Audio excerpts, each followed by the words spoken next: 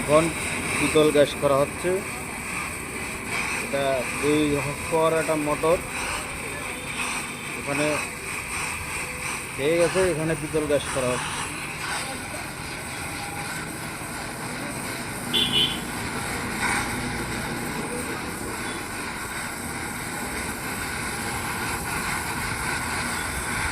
এখানে মাল ধরে কাটিং করা হবে।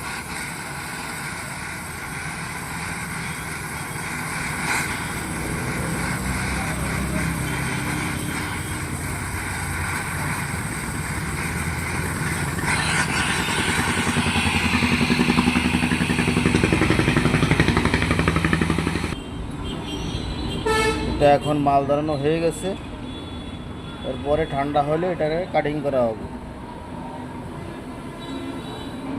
এটাকে মাল ধরানো হয়ে গেছে, এরপরে কাটিং করা হবে।